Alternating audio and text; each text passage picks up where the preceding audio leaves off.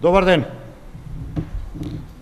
Се потврдија сомнежите за малверзации во доделувањето на милионскиот тендер на семејната фирма на омилената уредничка на власта Ивона Талевска.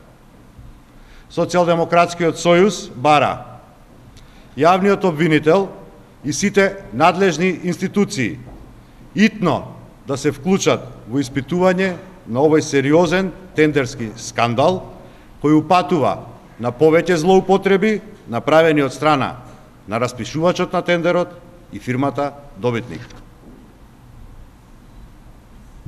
Овие два документа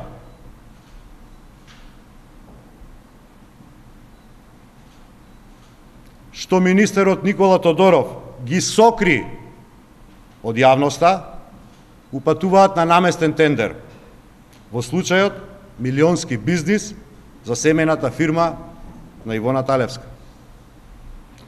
Во огласот за доделување на тендерот, првично се поставени високи критериуми за фирмите што конкурираат. Треба да имаат најмалку 3 реализирани договори за ваков вид на бизнис во Македонија, во Европска Унија, Норвешка, Швајцарија, САД, Канада, Австралија и Јапонија.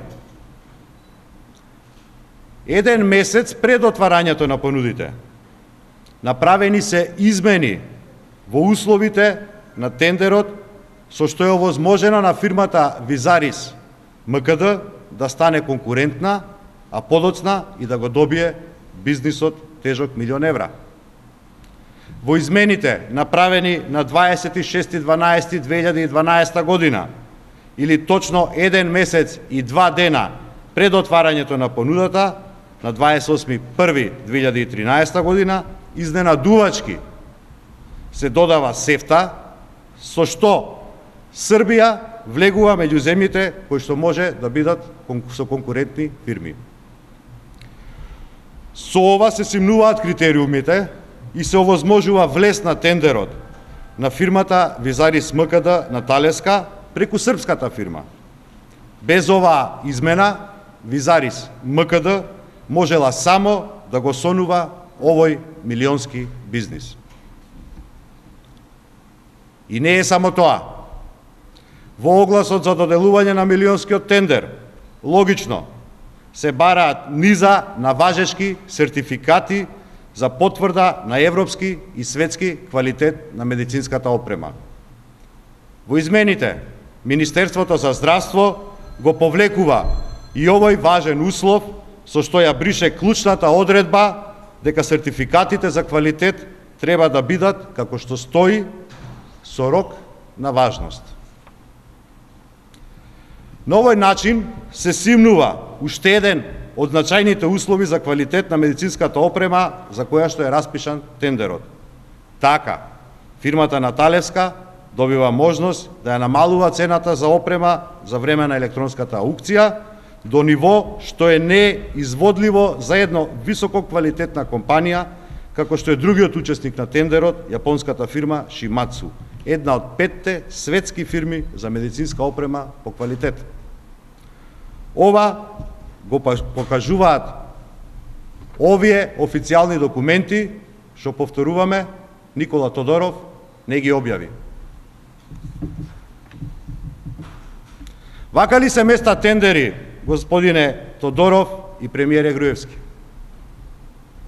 И според објавената документација од страна на Министерството за здравство, видливо е дека постојат сериозни малверзации за клучните делови на тендерот.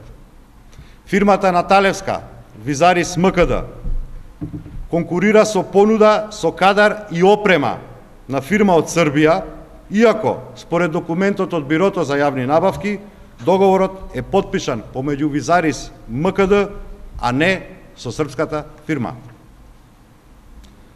Нема, како што бараат условите за тендер, писмен документ дека двете фирми, на Талевска и српската, писмено овластиле лице кое ќе го застапува во деловните активности.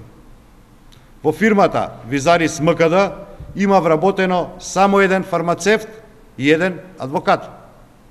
Оваа фирма нема приложено ниту еден склучен договор дома или во странство. Сите документи со кој конкурира фирмата Наталевска, се со печат од Македонија.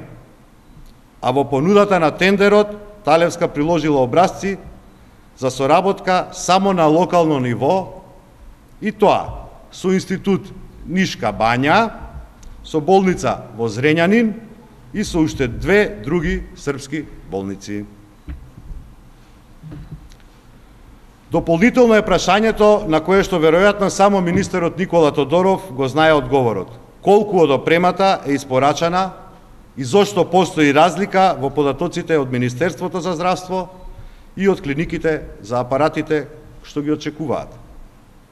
За овие скандалозни постапки во процедурата за доделување на милионскиот тендер баравме и бараме одговорност од министерот Никола Тодоров. Се сомневаме на злоупотреба на службена должност на министерот, со чиј потпис е доделен милионскиот тендер. Благодарам, повелете прашање.